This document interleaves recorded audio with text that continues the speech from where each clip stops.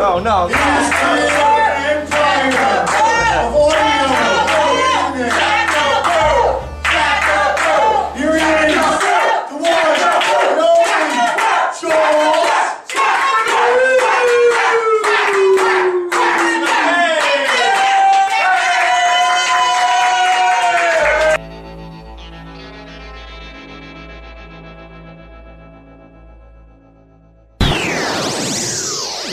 It's your favorite podcast show that you don't listen to and all that fun stuff. Hey, how you doing? 2 or 3, maybe 4 people from Lucky listening to this.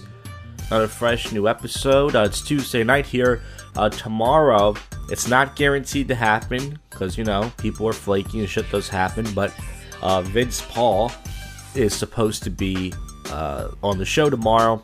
Going to talk about some things, the cabaret and all this fun stuff.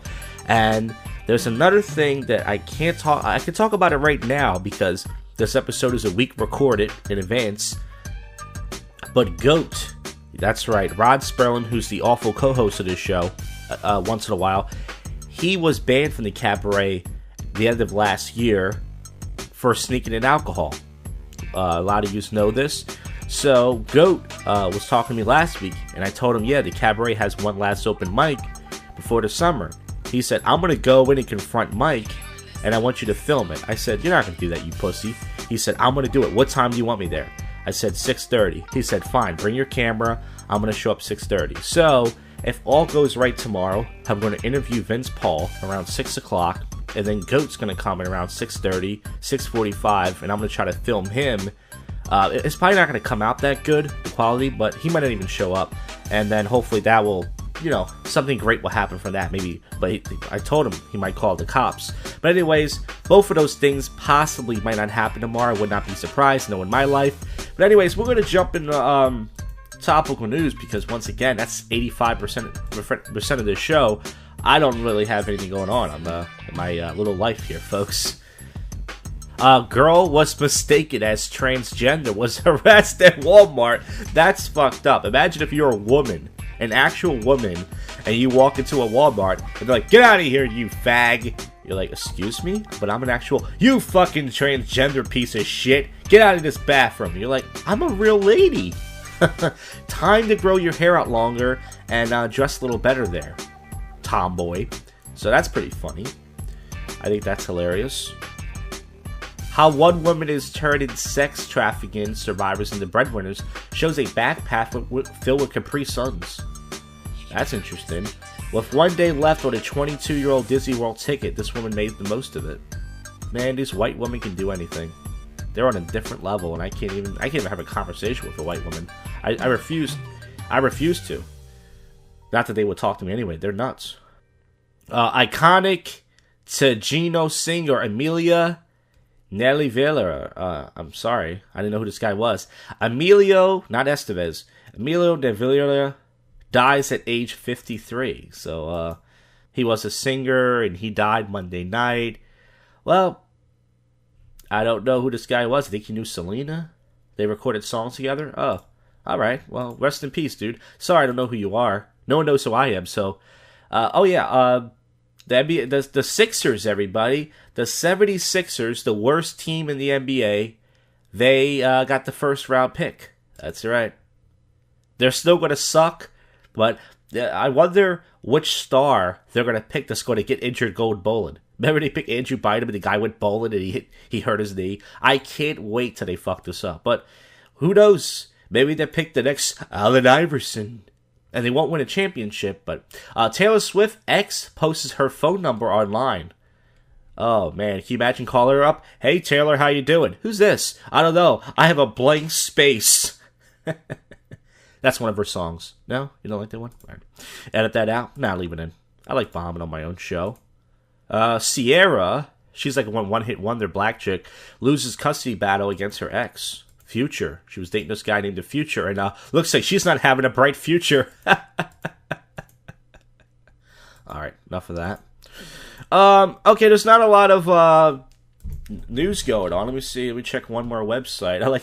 You can learn some stuff from this show, folks. It is possible, but there's not really much going on. Really, there isn't. You guys want to talk about Mad About You? Nothing's going on there, but there's a article about it. All right, well, folks, hopefully tomorrow at least something will happen with the two things I just talked about, the Vince Paul interview or the GOAT confrontation, of hopefully both, if I have any luck in my life, and if not, well then, whatever. But yeah, tomorrow's the last night at the cabaret, so I wonder what kind of shenanigans is going to go on over there. Anything happens, I will try my best to cover it. It's JoshCast, possible sober commentary with drunk people, bits, more topical news, odd news, anything else happen, the most spontaneous podcast, yap, yap, yap. Okay, I'm done yapping for this bit. Keep listening to find out what happens next. Here at the Northeast Comedy Cabaret with Vince Paul, top-notch comedian, as Steve Mason would say. Top-notch? Yeah. 14 years ago, it was worst clubs and colleges was the hat line everybody got. Every comic, you could have started 3 months. And working clubs and colleges up and down the East Coast. But then we had 5 other guys on the show with no credits, and everybody got the same thing. I think the audience became a little bit smart to it. Like, I don't think these guys work clubs and colleges. I wish I started back then, because there wasn't that many comics back then, and it wasn't. No, it was a lot. Was there a lot? Here's what it was. I started. I was 19. I didn't finally get funny on stage until over a decade later, when I finally broke out of the shout. Because I used to make the mistake of, let me write jokes that are going to make an audience laugh. Let me not go up there and think what makes me funny. So that was the thing. But back when, I'm 34, but I sound like the old guy. Like, well, in my day. Back in my time. And when I got heat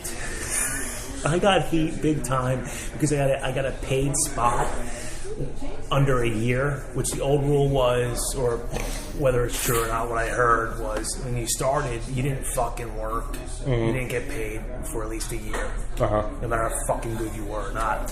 So there's a guy who still doesn't like me to this day for whatever reason, better than a sudsy, Dave K. I got no heat against the guy. It's just something that's always been there. And Eric Roth, who I learned a lot from, used to run the Comedy Cabaret Room from, I believe, 2001 up until early 2003. And I was begging him, like, hey, can I run this room when you're done? And just one day, he's like, okay. Which is kind of ludicrous because I was just turned 21, been in it for a little over a year, and I'm running the Comedy Cabaret. Yeah. Wow. So Eric helped me get my first booking with Andy. And this is it shows you how it was over a decade ago. So we're at the open mic after I worked a weekend, got paid. It was like $25 for the weekend. Dave K goes, where'd you work? And I was like, I worked in the Northeast Room. Who got you the booking? Eric, did you buy him a beer? I was like, buy him a fucking beer. Oh, jeez. Yeah, okay. I'm kidding. I don't know. I didn't know the rules. I did offer, something for her. Like, and that's how it was. It was also going back even further, like the days of what John Kensel used to tell me. You have guys that were they were all sharks. Guys that just, if they knew, if you were new, they hated you. They were going to give you a tough time. And so, like, the days when I got to run it, the reason it used to be so many comics when I ran it wasn't because I was a marketing genius or not. I was lucky to see all these new comics come by during the time I ran it. Mm-hmm. And now you see, when I get the chance to come down here, it's dead. Yeah. And it's not to shit on Darren. I'll confront him on it in a very positive way. I'm not going to get in his face. Yeah. But it's not because you're saying cunt rape jokes. Yeah. And it's failing because you have a guy who knows nothing about business and lost his passion over 20 years ago, and he's got passion. Yeah. If you look at the room, the Comedy Cabaret room, I think there's photos of it online. It looks like it's painted like a family restaurant. Yeah. It looks like a regular Northeast bedroom. Remember the big red curtain? It's a shit. I think that has a lot of jizz on it, but I'm glad they got rid of that there. Well, they used to put a curtain up when they couldn't get a full house, which actually closed off the room. But then, I think the other big thing is, of course, the obvious. There's so many comedy clubs and open mics. Mm-hmm. It's like, okay, we'll just work here and we can. But best example would be if you and I, we go to Chickies. We hang right out the door, we walk a block away, we'll go to Chickies, right? If you're feeling like you're a perfect 10 as a guy, you got a great job, you got lots of money, looking good, you walk into Chickies, you're not going to try to fuck the 3. You're going to try to fuck the really hot, thin blonde, fake tits. Yeah. Helium is the big titted fake blonde. It's the A room in Philadelphia, as Steve Reese would say. It truly is. So for the global audience out there listening. And when you come here, this is the 3. Yeah. So if you're a comic, you've got a little bit of potential, you look around and go, and then you go on the website and see who's headlining these fuckers. Yeah. What's the point? Usually the same headliners. Some of them are any square patties guys, some of them are just, I guess you would say regulars who started out here for many years at the open mics. But even so, it's the same people sometimes. It's the same location, and there's a difference between a headliner, and I gotta beat this into some guys' heads. It's a difference between headlining and going on last, doing 40 minutes. Mm-hmm. Nobody fucking gets that. You know how irritated I get? I'll go through my Facebook feed and I'll see somebody posting photos going, these are the people from my show last night. These are my fans. No, it's not. They just came out because they thought there was comedy going on, and 20 people, and those were one of the 20 people. You're not a headliner. A headliner is used to draw money. David Tell's a headliner because you see his name go, let me get tickets. Yeah. Louis C.K. is a headliner. Yeah. You know, Shucky Ducky, whatever, black guy not using his government name, trying to make it as a comic because he can't make it as a rapper, but he's going to take his rapper name. That's a guy going on last. Yeah. It's a pretty obvious thing, but nobody, and that's the other thing too with this room. Some of the people I see that come in, they're derelicts. Mm-hmm. They don't even have an ounce of.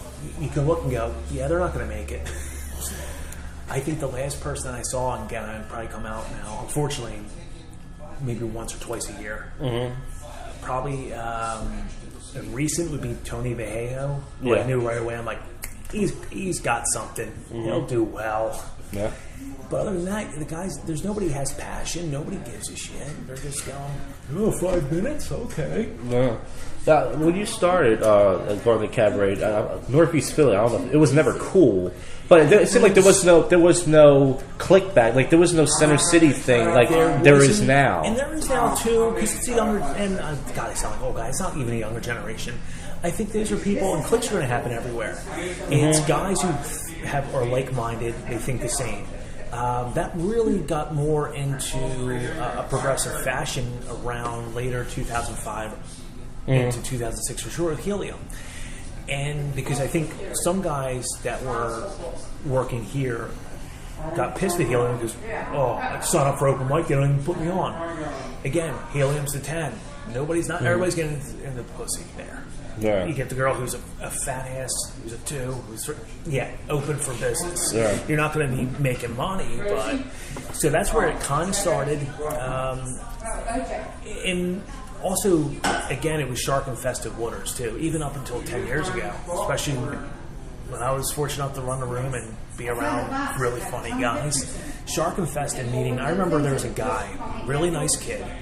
He wasn't even a kid, he was like in the 30s or something, and really polite. He had good stuff. Wasn't my type of comic, but he could work. He could work 10 minutes easily. But he's a Christian comic. Oh boy! So he comes in, and all these guys like fucking. No, I don't think. Funny enough, Mayo didn't give him shit, but the other guys would give him shit. Like, oh, fuck, Vince, why are you putting that fucking guy up? Like, because there's 30 comics. He's a good guy. Oh, fuck him, man. He doesn't say pussy shit. It was shark infested. And this is a Northeast for what? He's not going to say cunt here? There was a time, I think, I started, there was a guy named Tommy Heisinger who used to call into, back then, the Kid Chris show a lot. Mm-hmm. He would come out. There was a time, this is what kind of animals we were. We started a "You're Not Funny" chant while he's on stage, and it wasn't just the comics in the room. It was 40 to 60 plus paid. Oh wow! We threw chicken wings at him one week. That was so. And that's a lot on my fault, because helium is the A room. How do I try to compete with that? Hey guys, let's get drunk. Let's go to Chickies 3 hours for the show. Show up here and do fucking cunt jokes. Yeah. And then bitch on why Andy's not used any of us. Like, no. But yet the room was always good. Mm-hmm. It was people paid. Yeah. So everything changes. Of course, if you go to Center City, there's probably 7 different open mics. Yeah. And there shouldn't be any of this. Nobody should look down on a comic because they don't come here or a comic comes here. You really, in fairness, shouldn't. Everybody, for the most part, you either get people who want to work. There's people who just like to do this for fun, or people that they're still trying to figure it out.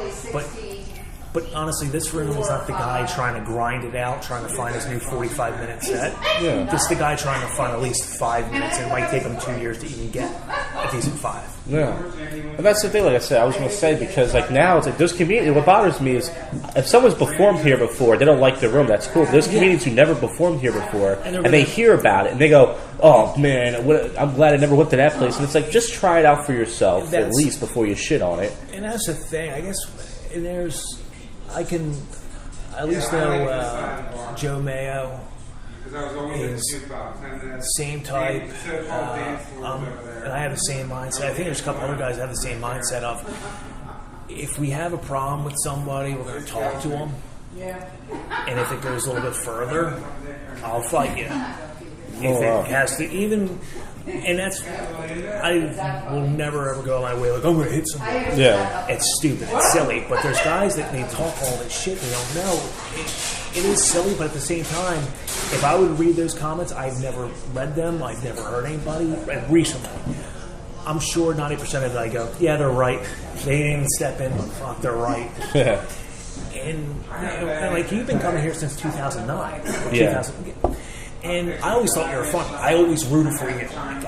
For whatever reason, I think you and I have the same type of influences. Yeah. Where guys who like listen to Opie and Anthony and go, wow. Yeah. Or Norton and go, maybe I should admit to how much I jerk off like he does.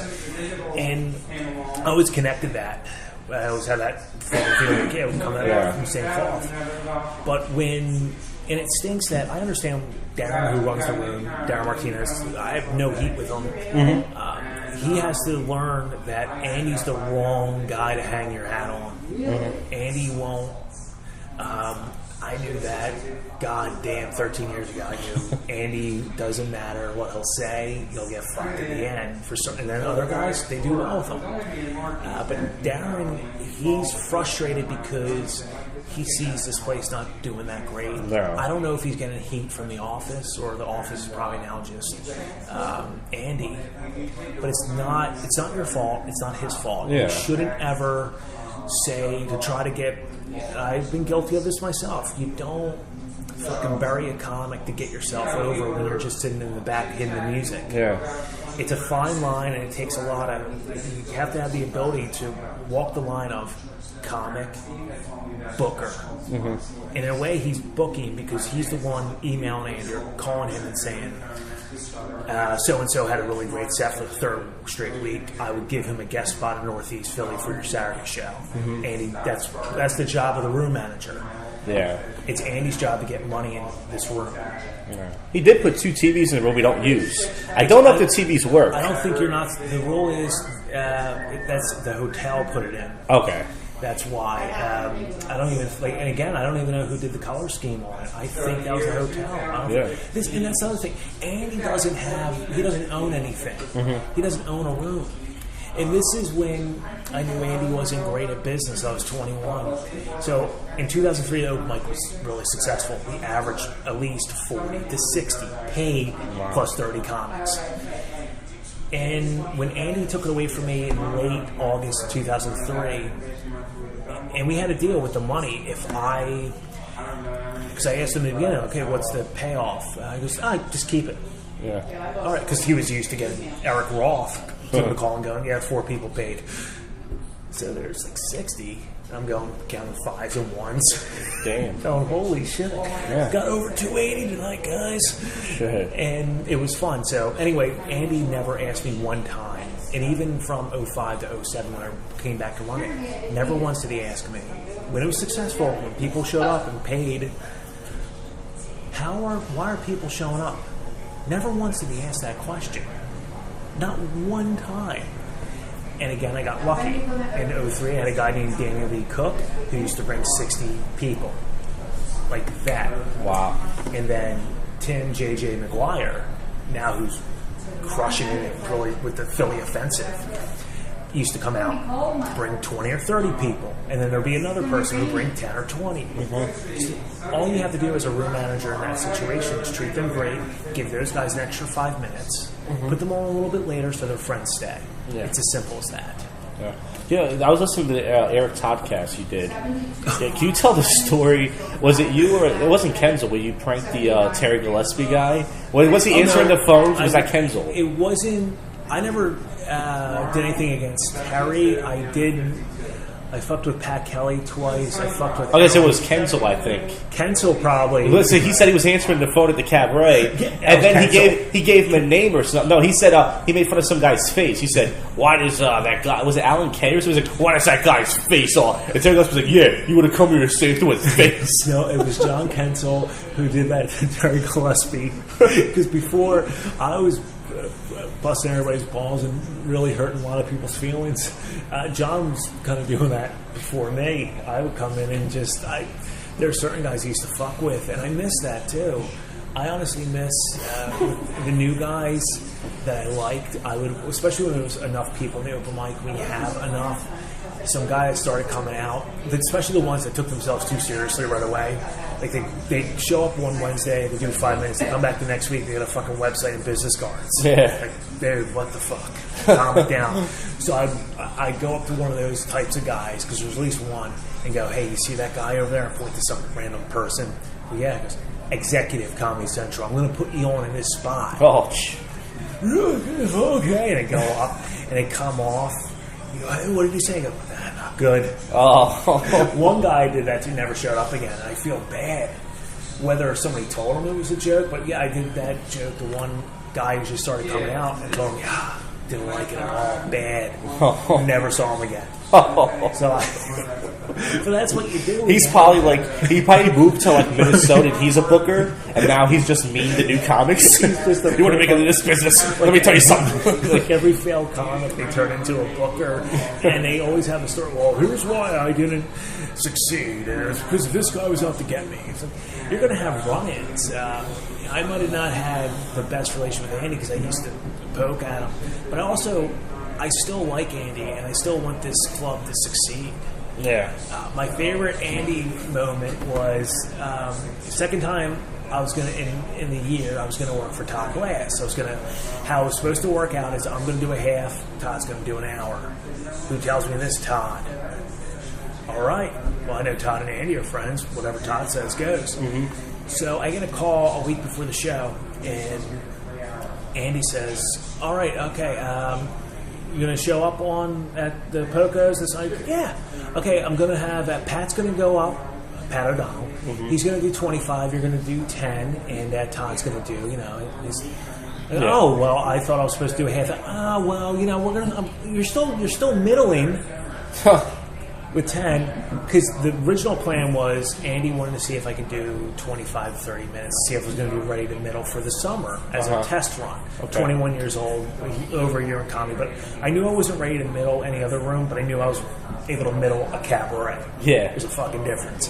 So, anyway, Todd fixes it, and I'm not trying to dump anything on Pat O'Donnell, but I called Todd after the phone call with Andy. I go, "Todd, Andy's going to have Pat O'Donnell," and he said something that was disparaging, but something like, fucking Pat O'Donnell, something like he stinks or something. Those guys known each other for a while, whatever it was. So Todd fixed it. So the show goes, Pat goes up, I do a little over 22 minutes. Wow. And then Todd, I had a really great set, and a lot of that was attributed to Pat O'Donnell being a good comic and setting me up. So Andy, shakes my hand. "Okay, good set. I'm going to email you over the weekend, and I'm going to send you out your summer bookings." Great. The room loved it. Everybody had a great set. It was it was a fucking hot room. So I get the email on Sunday, and Andy sends out, all I see first thing is Northeast Comedy Cabaret, like June 28th to September 6th. Like, those are my dates, and it's only that. And then I look under, I read a little more detail, and I see, I need you to help Karen seat at the Northeast Comedy Cabaret. I'm going to give you $20 an hour in bold, or $20 for the night. And if there's time, in bold letters, if there is time permitting, you can go up and do 5 to 7 minutes. Wow. So that was my thank you. That's how well I might have did at Doylestown. Hey, I could see you did 22 minutes and didn't lose them once. Here you go, you're going to seat. So I came here the first time I was supposed to. I shook Andy's hand. I said, I'm not going to be able to do this. It's not for me. He got a little bit upset. He's like, okay, buddy, that's fine. I think it was a test, and on top of that, if you again, I'm trying to make it real quick. But when I was 21, I was working a legit job, and I was making close to about $2,000 a week. Wow! So if you're making good money, and I knew at that point it was like, I'm not here to try to get on Comedy Central. I enjoy this, and I really loved, if anything, helping out other comics, helping out the new comics. Wow. Yeah, also, you did an AOL Instant Messenger prank with Alan K. The Alan K. guy. And you said Alan K to give a backstory for the global audience. You said he's a guy who never did well. If he got one laugh, he would say he killed, right? He had the comic years, unfortunately. And I made peace with him in 2008. I felt good about it. So I thought it was over in 2003. He starts his shit up again in 2004, so I created, and it's how archaic it is, AOL Instant Messenger, and I just pretended to be some booker in Florida, and I got him to lay out about, like, hey, what do you think of Andy Nolan? He's okay. What do you think of Coleman Green? Like, all of the guys... I dumped a ton of heat on him. Comics were pissed. Yeah. And then he's losing his mind going, well, anybody could have made that. It wasn't real. He could have doctored it. And you put back, this is before social memory, so you posted in the Yahoo group. It was drunk Philly and comics. I printed it, and I had a printout, too. Did you put it like next to the lineup at the door? All it took was, like, I think whoever it was, probably fucking Danny Ozark or Steve Reese probably saw that and ran with it. God damn, I felt like there's certain things I did back then and go, what the fuck was I doing? Like, what? Like, I used to contradict myself because, like, I love this business. I love helping out the guys. I just love doing comedy here and there to get that, like, just have that love, that passion. I'm lucky. I have a career. I can't try to, like, let me put out a tape and, you know, I've never really put myself to that test, so I can't speak on that. But then I can say all that stuff, and then I'll shit on a guy. But I try to justify, like, well, he was shitting on the guys. Yeah. It's like, and that's why, like, I think if I could roast another person, it would definitely be Goat. Isn't Goat? It's been a while. Well, Rod Sperling, we'll call him by his fucking Hebrew name. Fucking been coming out since 2007. Yeah, it's 10 years. Hasn't made a fucking inch of progress. But he doesn't go anywhere else. So he's a guy who he has a car. And he doesn't, and he doesn't want to go anywhere else. Like now he has to because he's flagged from here. And he's brought in beer. Yeah, he's fucking stupid. Yeah. It's like and that's been done before. I did that when I was 20. Yeah, and I learned a lesson from it from one of the guys who said, "Dude, if you're gonna bring in beer, bring in the stuff they sell." Because I was smuggling woodchuck cider. Yeah, so he won the WMGK contest off of a rib, off of other guys calling it. But that's not what he says. See, I wish he was here because like, when you talk to him, he goes, "I was going to win anyways. I had people in Canada voted for me. I had relatives. I was going to fucking win." I told him that 2 years ago. I go, that was a rib, right? That was. He really believes that he won it. Which is kind of, it's sad. That's big because he's a grown man. Yeah. In his early 40s. When I saw the photo of him with the I Can't Breathe shirt, I was like, fuck, I wish somebody would fucking demonstrate that crime again. Fucking, we get it. You're liberal. Woo, shocking. If he was 20 years younger with a shitty beard, he'd be fucking getting middle spots of helium. It's the fucking truth. It's like now you like the way you get over in comedy. It seems like is you have to fit. You can't buck the system. Do fucking far left wing shit and shit on Republicans and all the stuff that's safe. It seems like I'm seeing way too many of the same stuff out there. Yeah. I'm not seeing enough guys go up there like pissed off. Like I know, for like the best described, because I'm not doing stand up here. The best described what I think is the holy grail right now for me personally in stand up was the late great Patrice O'Neal's Elephant in the Room. Okay. Like some guys, it's Eddie Murphy's Raw, understandably so. Yeah. Anything Carlin, Bicentennial Nigger by Pryor. Great one, but to me, Patrice O'Neal's Elephant in the Room special is my favorite. Yeah, like that's the holy grail to me, and because Patrice could whatever he felt, he projected. Well, listen, we got a JoshCast coverage here. Brodko Sperling has walked into the show. I'm sorry, this is a twist. Vince Paul, I'm going to get back to you in a minute. I have to bring the photo over. Yeah. Well, what are you doing here? You got 5 minutes to chat and get off the property. You got what? 5 minutes to chat and get off the property. 5 minutes to chat? Yeah. Chat if you want to. I want to chat with you. Go, get out of here right now. We chatted on the sidewalk. We can chat again? And no, you denied and you accused me. I love me. Look at everybody else. You accused me of going into your personal belongings. You did go into my personal belongings. You had a full bottle of tequila or vodka, whatever it was. And I wanted to talk to you about that. You're done here. You're done here. Hey, you don't want to talk like you moved? No, I don't want to talk. Okay. Don't follow me. I'm going to follow you. Oh, no. I'm sorry. So I just wanted to get that on tape. Goat, who's flagged. And he knows to take it far. You think Mike will pop him? That'd be funny, right? Mike just gives him a good knock. He knocked out by a gay guy. That'd be pretty cool, right? After seeing him, it makes you fucking root for the Germans. It really does. Yeah. It's oh my god. It's just I'm not anti-Semitic. I converted 3 years ago because I wanted to play for a winning team.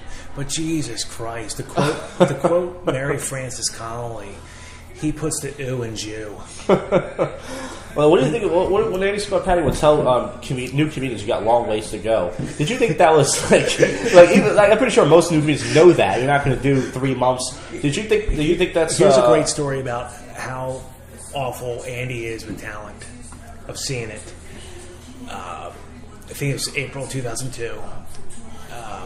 And Bob Levy gave me my first paid spot before Andy did. Because Bob Levy thought Eric Todd was funny, and I was like a distant second funny. But that's how I got started. Andy is at the new showcase night. Eric Todd, who was running the open mic at the time, another comic, a really funny guy. Is that Brian Posey? No. Oh, okay. He wouldn't come in here either because of your cunt jokes. So you saw my nigger cunt? Yeah. Damn it. Darren's right. So Eric puts on, in this order, myself, Chris Morgani, Eric Todd, because Eric says, I think you 3 guys are the next, start working weekends, start getting paid, so I'm putting you up here. Andy's going to be in the room watching us. So I go up, do my shit, got over. Chris Morgani goes up, gets over. Eric Todd comes up and fucking destroys. So I'm watching from the outside. And you ever have something where it's one of your friends and they're killing in the room and you feel great for them? Yeah. So Andy is talking to Coleman Green, and Coleman's putting over Eric like, he's so funny, he's fucking... I recorded it. Did you hear it? No, I didn't get that part. Oh, sorry. Come on. I got this part. I got this part on right here. What do you say? Tell us. I recorded it right You're now. not welcome here. I'm like, wow, you don't believe in forgiving? I'm like, I found Jesus, I'm an alcoholic, and I had problems, and didn't you ever have problems before? I was an alcoholic. So he forgave you, right? You no. Oh. Yeah, I wish you well, but you're not welcome here. I'm like, that's not very forgiving. Well, I just want to say I forgive you for going through my bag. That's totally wrong of you. And, sometimes you have to hit rock bottom. I'm sure you had a rock bottom. You lied to people and did bad things. Yes, I did. That's none of your business. But he didn't have fucking 4 inches of pubic hair growing from his fucking head. Jesus Christ. You're over 40.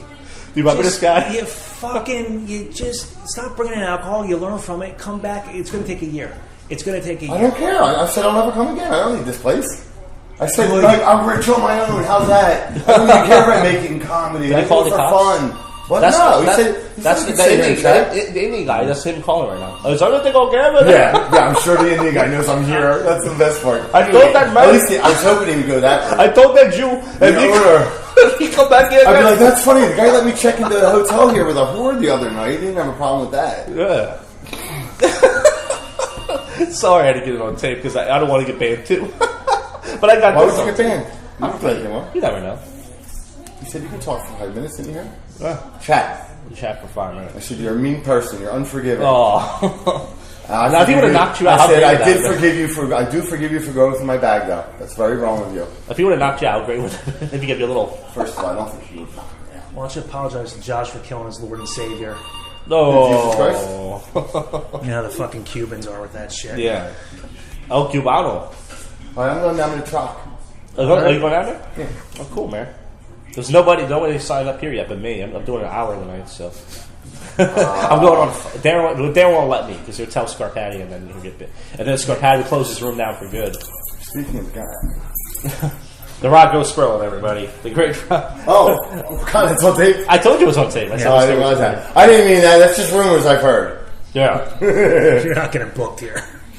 No kidding. He hates me. A lot of Some years ago, you should quit. If you didn't make it with the same 5 minutes every time, you're never going to be successful. What's up?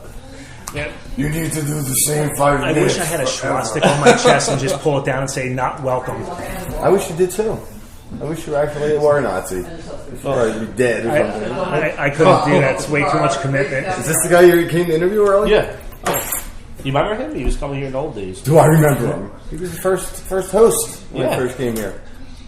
No, run the room. And I think back. Yeah. Pat. That was it. It was probably Pat. I think you did host one night. My first night, Pat. Didn't Probably. show. Was hosting off and on. Well, it was nice knowing you. All I'll see you around. Yeah. You, on the other hand, just don't bring alcohol. Oh my God! I never would do that again. Stop. Is that welcome? I don't even drink anymore. And tip 15%. On what? The food? On anything. 15? I thought it was Is that 20. what you recommend? Well, you got to start low. All right. There you go. I tell the blacks to start at 5. I used to be a waiter. I kind of resent that. I was 20%. I tip at least 20%. Even if the service sucks. And in Mike's case, it does. But I'm both. Get it? That was a gay joke. All right, go. Get out of here. Go to the truck. I'll see you hear this. Ah, that's true. 1 or 2 people might. Yeah.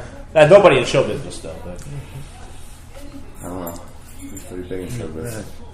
I don't know. So you explained the situation to him prior to me getting here. Yes. That's why he was privy to all this stuff. Yeah, he knows. He's like, he listened. He listened to a few. All of my dirt. I apologize to everybody, and it'll never happen again. I don't do that anymore. Let me know how the open mic goes. It's crowded, I look like. Yeah. Facebook thing. I think it's better than here, man. It's going to be 20 people, at least. Well, nothing like 20 other comedians ignoring 20 other comedians. It's a good sign. All right, you stay. You're welcome. Thank you for the. I have 30 seconds. Okay, all right. It's like the light. He gets 5 minutes. All right, you got the light. And much like Goat, he goes over. He's still sweeping. Yeah, I'm just safe. like the other 5 minutes, nobody's paying attention. Vince is texting him right now. Goat's still here. Please come back. Yeah, while my hands are out in the open. Call the police. I need to get that swastika tattoo. I heard Good job, you with my Joe. Iron Cross and my portrait of Pol Pot on my chest. Oh, Goat. All right. Enjoy the rest of your show. Have fun talking about me after I leave. Oh, we will. No, probably You not, listen honestly. to it if you want. Yeah, we won't. There'll be something to say. Don't lie. You're going to comment on my sweet ass at the very minimum. All right. All right, boys. Bye. You had a great night here at the last show of the cabaret season. Possibly. I thought you said it was. It might not be. I'm good, Donna. How are you? Good. It might not be. We don't know. And by the way, very trendy haircut, Vince. The man bun I see in the future. It's not a man bun. It will be soon. It won't. Very trendy like that. That's why hate crimes happen. It really does. You can watch. You just look at a group of people and you're like, fuck, I get it. I fucking understand why nobody likes them. So let's go back to the story. So all said and done, so there's Coleman three of Green us. puts him over, you said. Coleman's he's funny. He's a funny kid. And Andy, I remember I was standing over by the door. And he happened right there where that table's at. Andy's talking to Coleman because Coleman is now a headliner, and Coleman will listen to Andy, or Andy will listen to Coleman. And Andy says he's like the next Sam Kinison. I'm not kidding. John Kempson can tell that, and Coleman Green can verify that. And then all this other stuff, how great he is, and then Andy follows it up with, too dirty, can't use him. Oh. That's what that upset me so much. And this is way before all the PC stuff, right? Yeah, Andy tried to, and I understand his philosophy of things, but at the time, there's a time where the Comedy Cabaret was one of the better rooms. Because you were either, if you weren't working for Andy, you were working for One's Dead, Dolly Garber, who used to come up with her frail, stupid stroke hands and hand you an envelope as if she was giving you $5,000, but it was $20, as if she's doing you a favor. Yeah. At the Spaghetti Warehouse. The other one was Steve Bix. This fat piece of shit. I think he's still around. This guy, when I was doing comedy for at least 5 years, he comes up to me at a show and he goes, "Hey, you're funny." And I knew who he was. I knew all the stories. He goes, "How would you like to work with, or how would you like to open for Randy Latini?" Like the fucking guy I helped get a guest spot at the Cabaret. That same fucking I get to open for him while the guy's doing fucking long dart jokes in 2007. Sure, like that's what it was. And then finally had a good room come in. But no matter what, there's a place for this. If anything, any comic who listens to this, use the Comedy Cabaret to work on your material. Mm-hmm. Even if there unfortunately might be 5 or 10, whatever. Use this is your backup. You don't, as a comic, for the most part, you don't owe the comedy clubs anything. Unless they paid you, they booked you, you owe them everything that weekend that you're giving. Mm-hmm. Show up. And especially if you're new, when you show up, the thing that pisses me off the most about open mic, when it's somebody new, and this is the only place they're going to, when they don't fucking watch guys who have been doing it for a while. You see that on weekends mostly. Mm-hmm. Kind of their third guest spot, and they don't fucking watch the headliner. I used to watch guys work. I watched Terry Gillespie work. I can learn something from Terry Gillespie. Okay, as a new person, you're supposed to sit in a fucking chair and watch and go, that's how it's done. Like, you can pick up something. You of course, don't do their act. But you're fucking learning. Yeah. Don't just walk around, I fucking know everything. You don't know shit. Yeah. And to the black guy, use your fucking government name, your slave name, whatever you want to fucking call it. These motherfuckers, like, oh, man, I like D. I like them, but fucking simply D. Yeah. Just rap. If you can't rap, fucking use your government name. Yeah. It's the same shit, and the worst thing Andy does. Not to shit on Andy, but I still love when if you go on the website and it's a black act, there's urban act. Just fucking put nigger, put nigger. It's up on stage doing his ooga booga. Like that's like it's that. Hello there. Hey, don't y'all hate it when a watermelon get all stuck in? What? Like fucking. Do you remember Mary Todd's joke? He goes, "My next door neighbor, a plate hit him on his lower lip."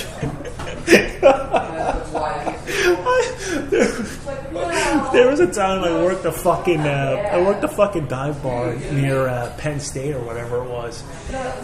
Anyway, we get Chris Morgani drives Bob Ferretti, who used to come. No, it wasn't Bob. It was Steve Reese and then Eric Todd.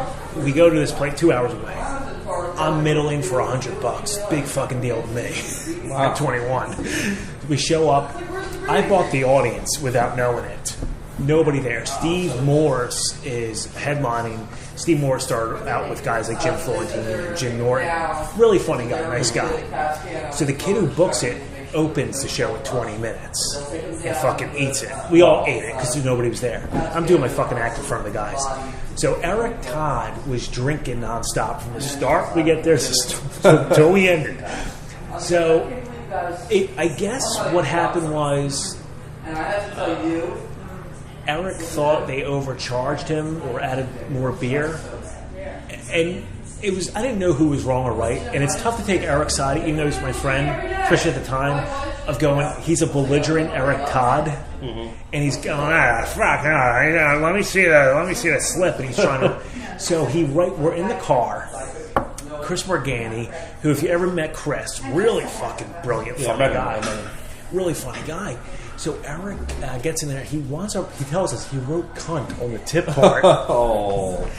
And I'm thinking, like, well, not that I wanted to go back there and play, but I'm like, I'm fucked. I can't work there again. Not that I care. Yeah.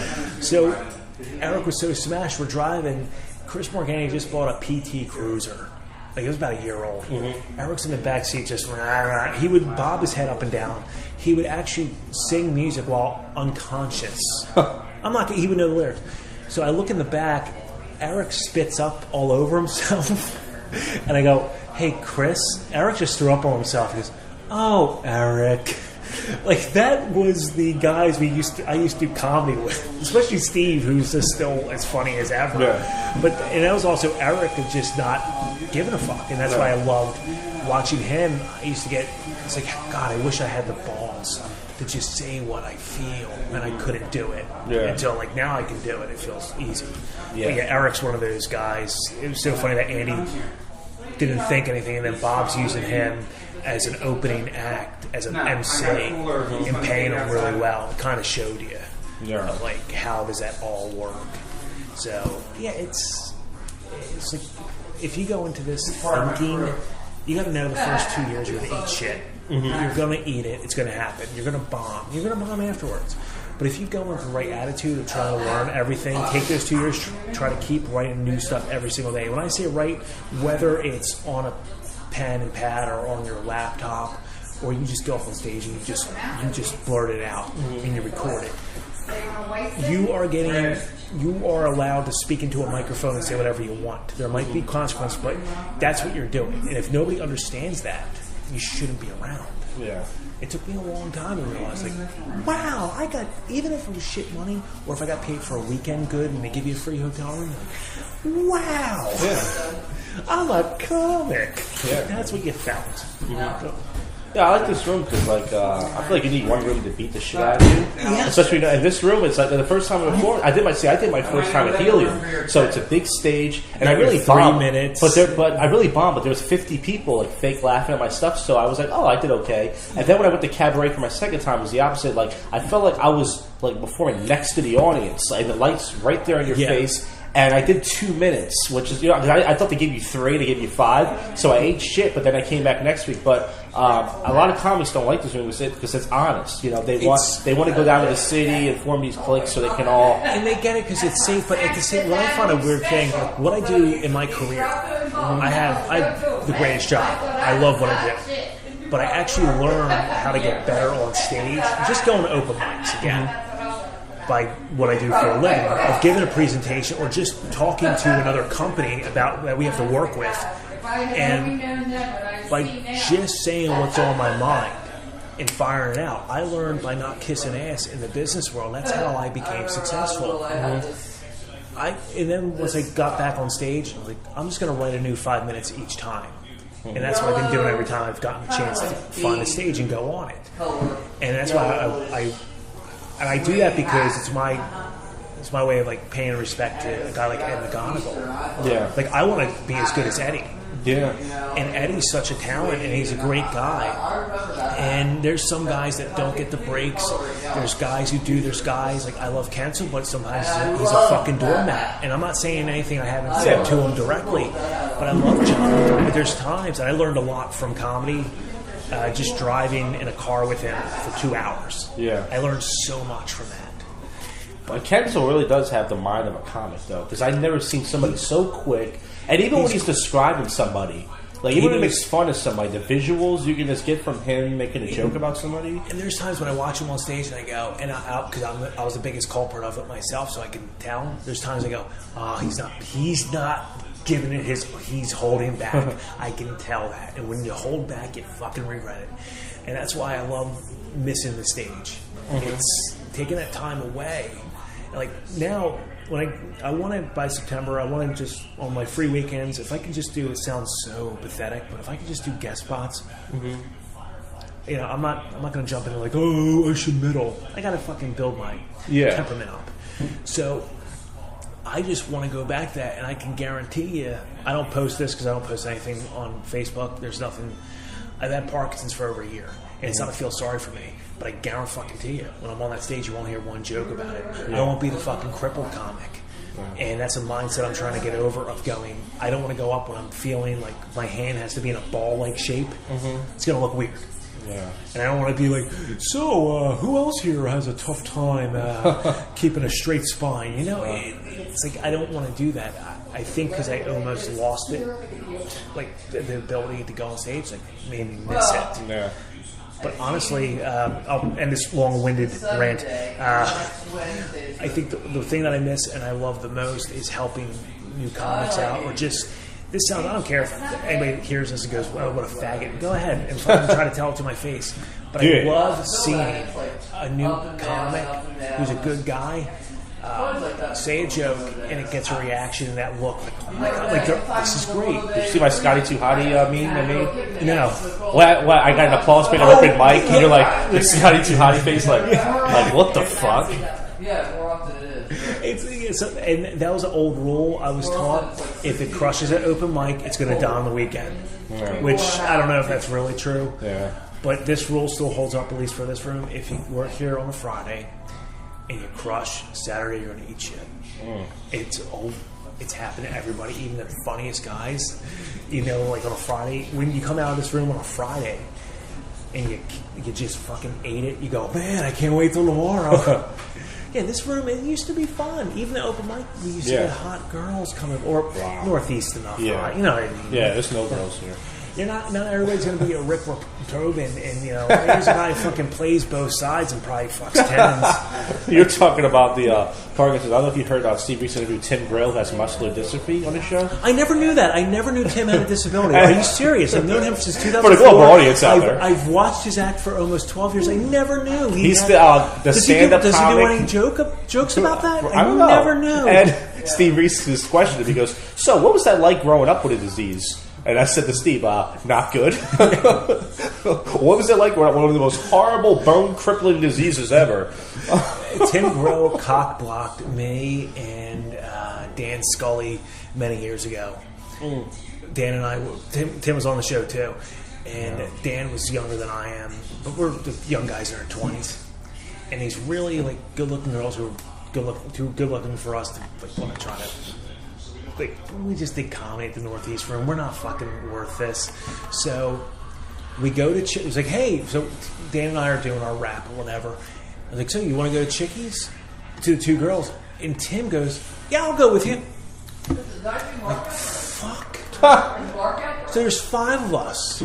He doesn't realize he's the 5th wheel. We try to go to another bar. We try to lose him. He's still there. I think Dan and I would just look at each other and go, this ain't gonna work. We gotta go home. I'll never forgive him for it. Oh man, I'm actually glad his fucking spine looks like a question mark.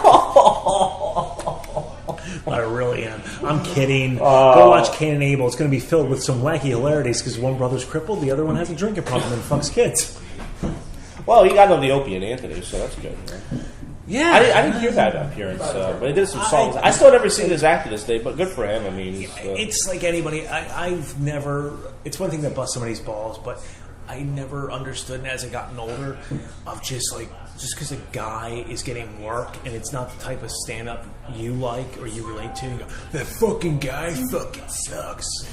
Well, is he making the audience laugh? Is the audience like him? That's what matters. Because to be a good booker, you can't book based off of your taste. You have to book on what draws money, what makes money. I've done shows with guys like Joey Callahan. I really liked him. Worked the show as the MC. Yeah, did I want to say like something like he's a fucking dumb Irish cunt? Yes, but I didn't because I had a little bit of an issue when I was younger with him. You have to be a professional and go, hey, he's very funny. So please welcome to stage really funny talented Joey Callahan. You put your differences, whatever you think, you put it aside. And that's something I think you have to understand that if you're a comic. Yeah. It's one thing to fuck around with the open mic and give a shitty intro. It's different. Yeah. Especially if you're friends with the guy, it's totally different. But it's what is it now? 7 o'clock and there's what? One sign up. Yeah, it's been like that. We for months we were getting 14 to maybe 20 comics, and then now the last, I would say, this whole year, it went down to it was going down to 12, then it's going down to 8, then 6. So it's been getting worse and worse. But like I said, there's 7 other open mics, and I know it's like. But if every other guy didn't do cunt and rape jokes, I really believe we would have at least. I'll tell you what the real issue is. 25 guys and hot chicks. You know what the real problem is? Let's go over to Chicken Pete's right now and bring us to be like that black comic said. What's his name? E-Love?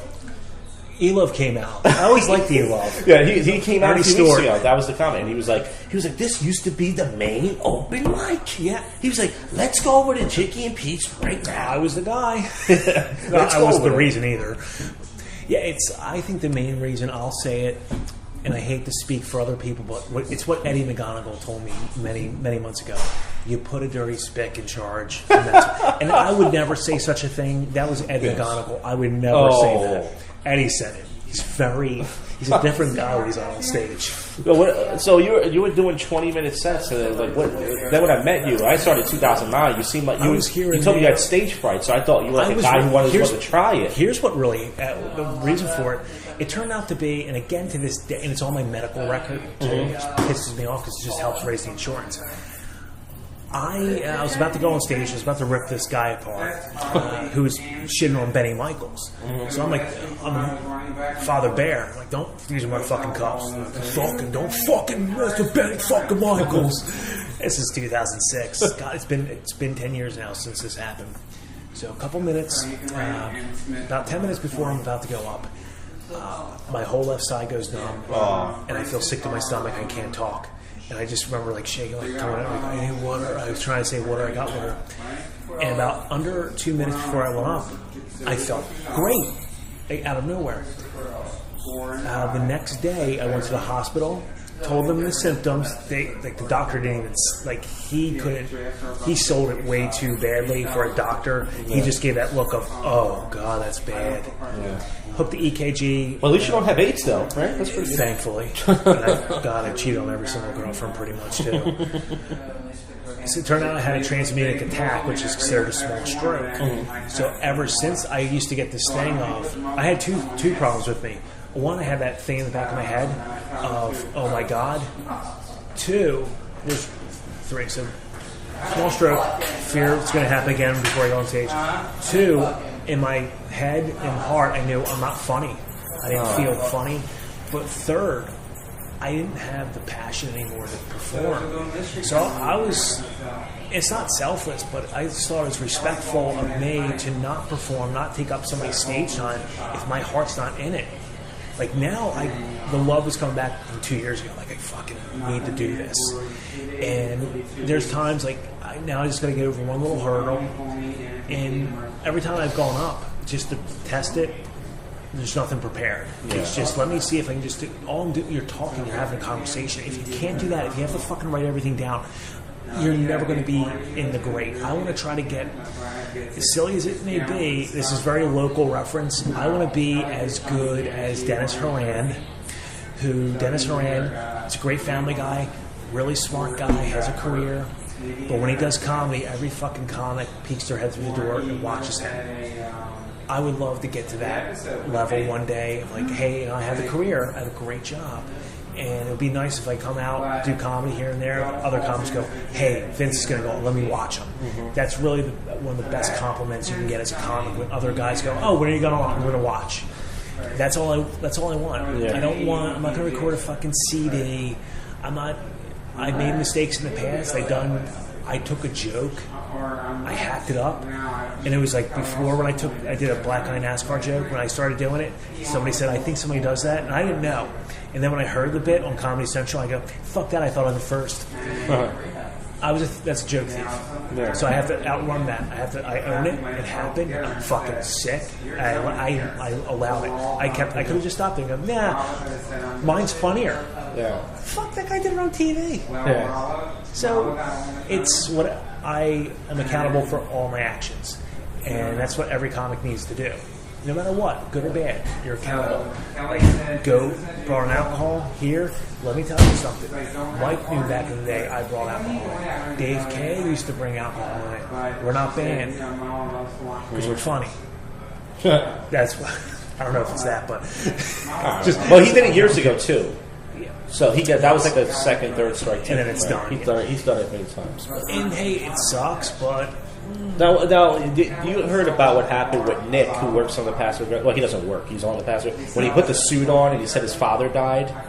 You heard that bit, right? No. Okay, so one of the guys who's on the Passive Aggressive now, his name's Nick. And the reason why they use him is, and this is ballsy, he didn't record this. He was a guy who always wanted to try Sam. He just wanted to fuck with comics. So he puts on a suit, a shitty suit. He comes here, and I was hosting that night, and he goes, my dad just died, and he was a comic.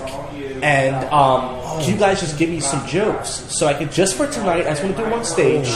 And I gave him some jokes. I gave him throwaway jokes. Other people did. So he goes on stage, and he was like, I'm really nervous. Can I just go on now? So we bumped him up. And he didn't use any of our jokes, by the way. He goes, I'm really nervous. I'm not funny like you guys are, which is already funny because we're not that funny.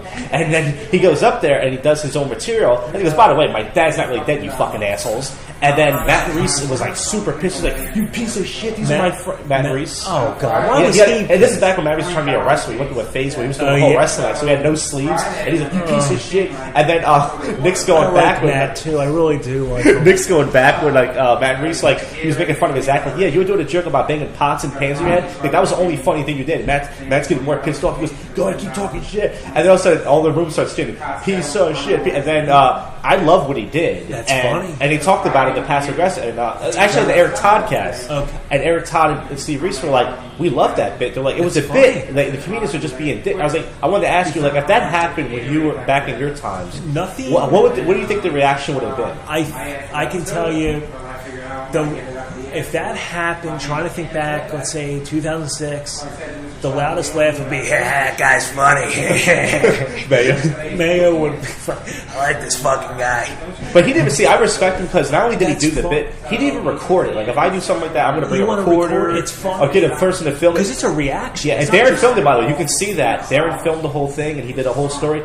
And if you go to Back to the Humor, look for the special episode. Okay. And you can watch the whole thing. It's ballsy too because you don't know what you're walking into. Yeah. A lot of comics we're all protective. Like you said, we all have egos. It's just to what extent. It's the false egos of some. It's like, hey, dude, I'm sure you had it and I had it too. But luckily, I had a guy like Eric Roth who told me, like when I started, I was like, I think I'm ready to do a half hour. And I was like, no, you're not. Like, you barely have a 10-minute act. Yeah. And like you have to get put in check. And yeah, that's what this room does. You also can't judge everything from this room too. It sucks unless there's a paid audience. And even that's a little. I go by the rule of 5, sometimes the rule of 3. If you do a joke 3 times and it doesn't get over, stop doing the joke. Improve upon it. Something's missing there or it's just not funny. Open mic, you can do that joke a lot. And it's tougher to gauge like anything else. But during those times, half the time we were drunk too. When I was running open mic, we would go to Chicky and Pete's at 5 average, and then we walk back. Sometimes at 5, anywhere from 5 to 6. We walk back at 8:15, and I would come open up the room after having about 8 to 10 twisted teas. That's what I used to drink because I'm a real man. And I just remember getting angry when one of the other guys would be like, hey, it's like Josh Bennett would go, dude, it's almost 8:20. I go, fuck. Just walk back all miserable. Like, okay, fuckers. And I knew I wasn't ready, and I think Darren's at this point. Everybody faces it. He's at burnout. I was at burnout when I got in Joe's face, Joe DeMayo, for something I had no right confronted him on, and he got pissed. And I can tell you right now, if he would have tried to fight me, he would have kicked the shit out of me. I was about 140 pounds back then, so I was sick, and I was just upset because at the time I didn't know why I was sick, why I'm skinny, why I'm throwing up 20 times. Turns out to be leukemia, and but I was just really miserable, and I took it out on Joe, and I apologized to him a week after. I shook his hand. I was really wrong. I was like, no, I was wrong. I was like, no, Joe, I was fucking really out of line. And I realized, holy shit, I'm burned out. And that happens with this room. Even when it was going well, you get burned out. Can you imagine you have to see comics perform? Yeah. Every fucking Wednesday. Yeah, I wasn't running the room, but I feel like now that the room is like, it's for new comics, like you said. Like, you build your 5 minutes, and then a lot of times get their 5 minutes, they go down to the city, or but I stuck around because, I didn't have a car, but even still. City's a hassle just getting around anyway. Yeah, I would never drive down. I have a car now. I live right near a train station, so when I go down there, I just... it's a little more easier. Yeah. That's but the Northwest Northeast comics were spoiled. We're like, oh yeah, you can't park down there. We got our own little parking. We can't sell this open mic base. We tried to. Like, we got free parking down here. People are like, nah, that's not good enough. Yeah, and there, it's like I said earlier, it's about opportunity. When a comic's smart enough to go, oh wow, especially Helium. Oh, I'm sure some of their goals are, if I could open up for this guy, that's why I want to. And the pay's there. Like, you get paid well. Yeah. So here, you're not going to get paid half the time. That's a fact. Hey, take my story. Everybody's different. Guys like Tim Grill has had success, where guys like me, I did my middle spot and got greeted with, go seat in Northeast. The guy John Rice, who he put on the roast of Santa, it was his idea, and they cleaned up because he brought a shitload of people. And Karen, she didn't give him any money at all. She just like pocketed off. She's like, "Well, I have to go. I'm gonna go get some cigarettes." And she just like took right off. And they're like, "Fuck!" And then we spent all this money. We spent money out of our own pocket on costumes. I spent $30 on a Frosty the Snowman. I wanted to go to that too. I was thinking, I just couldn't get away. I think, but and she's. I've known Karen since 2002. She shouldn't be booking a room.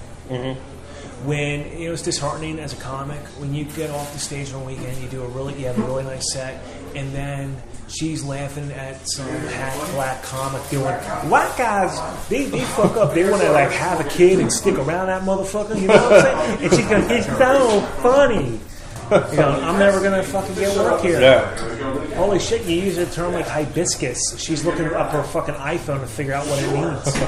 Well, we're talking now for an hour. Thank you for doing the show. No, it's my pleasure. And just to let you guys know, Vince Paul is going to resurrect this room. It might take a year, it might take 2 years, but this room is going to be resurrected. I think I might have it in me, but again, if I was able to do that fucking Masters I have in business pays off. Pays for itself at that point. We just need to get rid of me first, doing the cunt rages, and then actually we got to make this room white again. We're here to make comedy great again. And let's stop dicking around. No more niggers. Yes. I'm not. Again, I didn't say that. That's John Kensel said that. That's John. I would never say such a thing. I like African Americans, but Kensel told me niggers. Yeah. That's the problem. You got nigs. I'm like, all right, John. The great Vince Paul, everybody. I'm going to say hi to the fat Tony Vallejo, who's trying to lose weight. Josh, Jeff. Yeah, hi. Can I have a pickup? Okay. What's your phone number? 743. Yeah? 6784. Okay, what would you like? Can I ask you something real quick? Do you have vegetable chow mein? Yeah, we do. Do you have roast pork chow mein? Yeah. Do you have beef or shrimp chow mein? Beef and shrimp. Beef or shrimp? Yeah. Yeah. Do you have house special chow mein?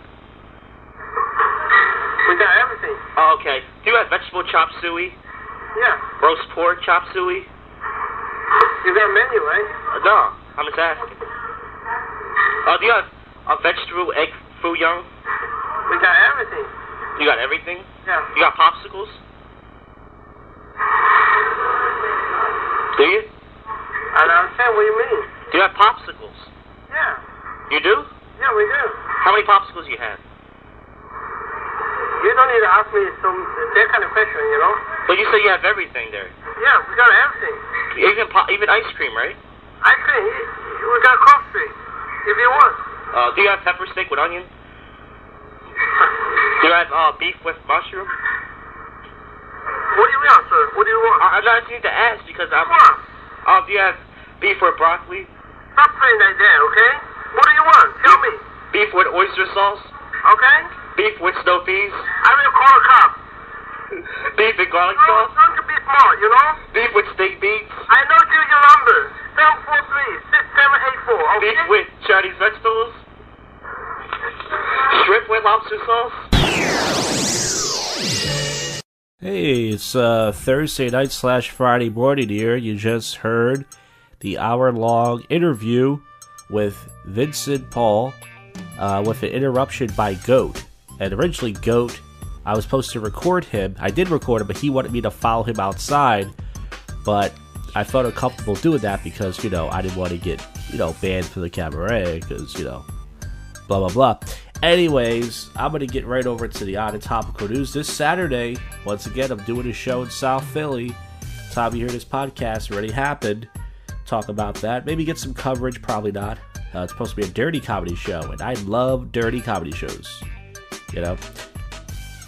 Woman in her 20s accidentally took stroke symptoms for a headache. So, I heard she was shaken. That's a terrible joke. I know. That's terrible. Teenager was chained in a basement for a year. So that's a hell of a way to discipline your kids. Teacher under fire for offensive test question from Trump. So yeah, a lot of people they don't like the Trump, man. I don't know. I'm not voting for any. I'm not voting yet. I'm a waste of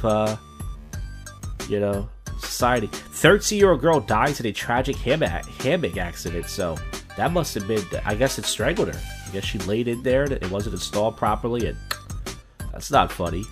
I like to discuss funny stories on this show, not sad stories. Kanye West goes on an 8-minute rant on the Ellen Show. Look at her in the background. She looks disappointed. Are you shocked that this maniac went on an 8-minute rant on your show? I mean, that's what he does. Okay?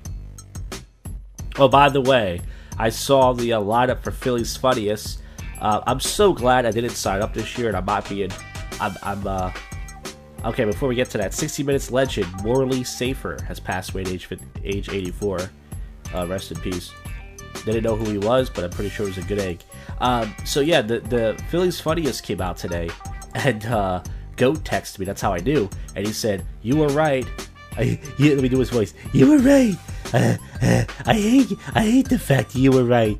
Yeah, they're putting me on first this year." And I told him, I said, "Dude, the management has changed. There's not a coincidence that last year you went on first, I went on first, Rob Lewis went on first, what's his name?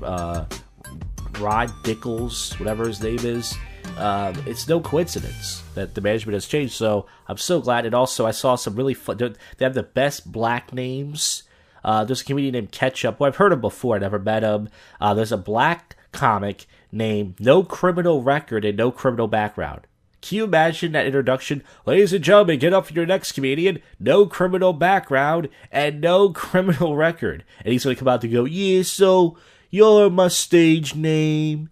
No criminal record." He's going to do a bit. Oh, I should show up that night. I gotta It's not cool to record a comedian set, but maybe I can meet the guy and ask him because that's going to be a hoot. But Goat wants me to support him. And I'm like, dude, first of all, we all know you have no chance of advancing. But he goes, "Oh, I just want you to record my set." He always does something stupid, but that Jew is very persuasive. He wants to pick me up and buy me a drink. So who knows? He might twist my arm, it might go. But I am so glad I did. It looks very rigged the way the lineup is. All the favorites, of course, have good spots, and all the comedians like me who are hating the city are going first. And, oh, I'm so glad they didn't use me as a dud. Last night at the cabaret was really fun. I should have did this before the topical news, but we're doing it the reverse way. It's my show. I do what I want to. And it was a lot of fun at the cabaret. It was not the last night. It's the second to last night. Next Wednesday is the last night, but we had about 20 signups for the first time in a while. There was energy in the room. Everyone got laughs, and it was very supportive. It was really cool. And then afterwards, Nick Doritos guy, Will Fitz, and myself, we went to Taco Bell to get something to eat, and then I recorded the awful drive-thru prank. If you want to see a really bad drive-thru prank, go to my YouTube channel, Jack Attack. You should subscribe to all 3 or 4 of my YouTube channels. I have like 4 of them. Jack Attack, and it's really awful. But aside from that, there's not much topical news going on, so going to do some more course topical and odd news, possible sober joke commentary, and any coverage from the South Philly show. You will hear about it, folks. I'm trying my best to get content, but don't be a cunt. You got to listen. All right, I take that cunt back. Maybe not. All right, keep listening. Yeah, all right. I'm always jerking it. It's like a gift and a curse.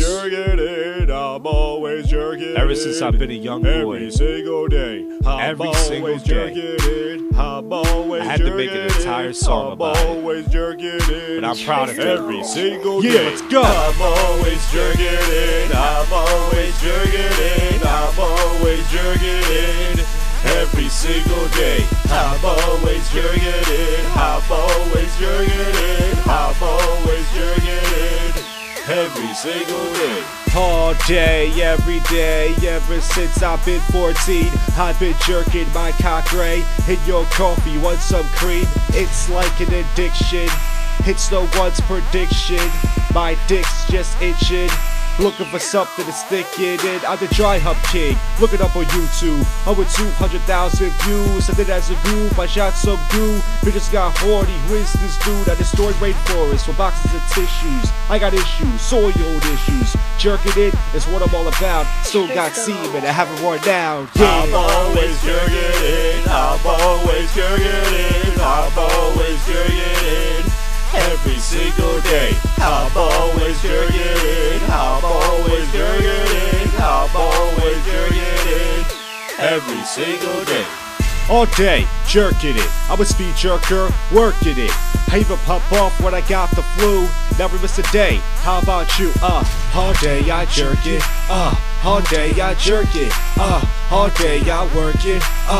When I jerk it, working when I jerk it, working when I squirt it. The cat jumped on me, the orgasm heard it. Roll loud, my neighbors heard it. Everyone the block thinks I'm perverted. I don't know how to stop. I'm running out of socks. Don't touch me or I'll pop. I'm not cursed, it's just my cock. Yeah. I'm always jerking it. I'm always jerking it. I'm always jerking it. Every single day, I'm always jerking it. I'm always jerking it. I'm always jerking it. Every single day. I'm always perfect it. I'm always jerking it. I'm always working it. I'm always jerking it. Perfect, jerking, working, jerking. I go to clubs just to get close, so when dick gets hard, you see the smoke in the bathroom pounded off. Got caught by the bouncer, kicked out dog. And when I have sex with a girl, I think about it that day. Jerking off is my world, never stop, all day. I'm always jerking it. I'm always jerking it. I'm always jerking it. Every single day. My 8th grade teacher. I'm always jerking it. I'm always jerking it. Every single day. I'm always jerking it. I'm always jerking it. I'm always jerking it. Every single day. I'm always jerking it. I'm always jerking it. I'm always that girl at the store was so fucking. Every single day.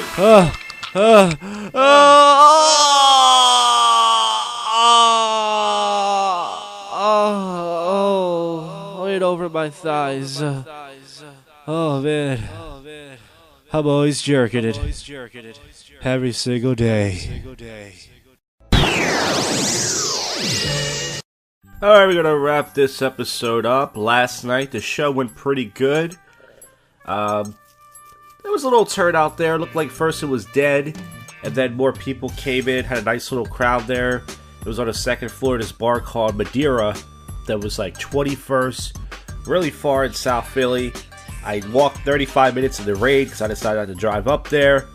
Then I headed to Old City. I got there around 12.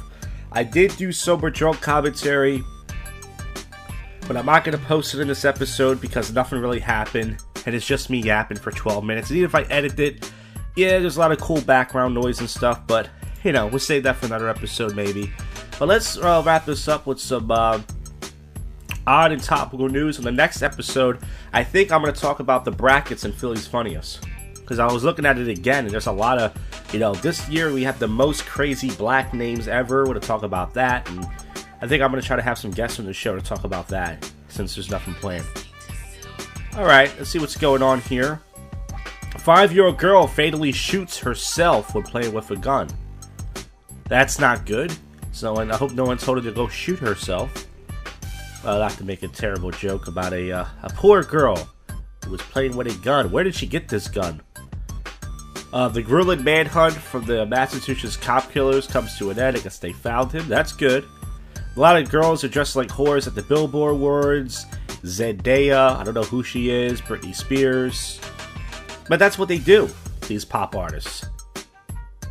They dress like whores. Is that a shock? Alright, there's not much really going on in the, in the regular news, I guess you could say. I don't think anything's really happening. They was talking about the stupid Billboard Awards. I'm gonna jump right over to the odd news, weird news, strange news. See what's going on here.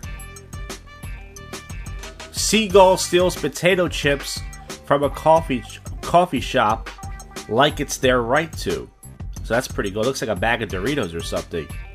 Artist reimagines Donald Trump as a liberal tattooed hipster. Woman plays VR zombie game and seriously freaks out. So she does look like a zombie. Video of Rihanna fan twerking her nose to work goes viral. So that work saw. Probably gonna do a parody about that soon. Even though everyone else probably did one. That's what I hate about the internet. You come up with an idea and everybody else has the same one. Somebody made a cheese ball machine gun and they're calling him a genius. Someone posted that on Facebook, I believe. I forgot who. Police apologize after winning sandcastle contest with a murder scene.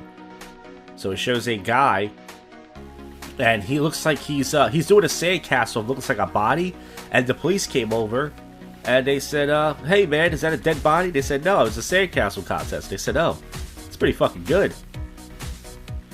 Mom puts on a Chewbacca mask and laughs her way to viral fame. I'm so jealous. Everyone goes viral but me, goddammit. That's how you know you got no talent, folks. Reporter accused of pooping on lawn while on the job. It's a black guy. He had this shit really bad. This mom breastfed at a wedding and doesn't care what you think. So she has a nice titty too. She popped it right out and said, "Hey, listen, this is nature. Mind your business unless you want to look at my titty." Uma Thurman feels violated after inappropriate kiss with an entrepreneur. So this guy kissed her. Hey, good for him. It shows a eggplant that looks like a giant lippy cock with big balls. And it says, "Is that an eggplant you're auctioning, or you're just happy to see me?" So that was going on for auction. I love doing the odd news. It's so much more fun than the regular stupid boring news. Kindergarten suspended for bringing a bubble blowing gun to school. This gun is pretty awesome. It's clear. It's shooting out bubbles at a magnetic rate. It's pretty cool. There's a Guitar Hero sex game going out. Man hangs on the helicopter carrying a dead man to funeral. Woman robbed bank while babysitting, kids say. So as long as she watched the kids, hey, if she wants to steal, good for her. This guy gets blown around like a windsock in 109 mile/hour winds. Woman up and died rather than vote for Trump or Clinton, Obit says. There's a 1,000-pound bison that broke into this house. Couple has sex on sidewalk. Can't curb their enthusiasm. Well, folks, that's it for the show. I hope you listened to it. I want to thank my special guest, Vince Paul. And I guess you could say GOAT, even though he wasn't supposed to be a part of it. I don't know if anybody listened to all this, but if you did, I thank you. And I will see you on the next one. It's, well, you know what you listen to. You have just listened to the world's most awful podcast show, JoshCast.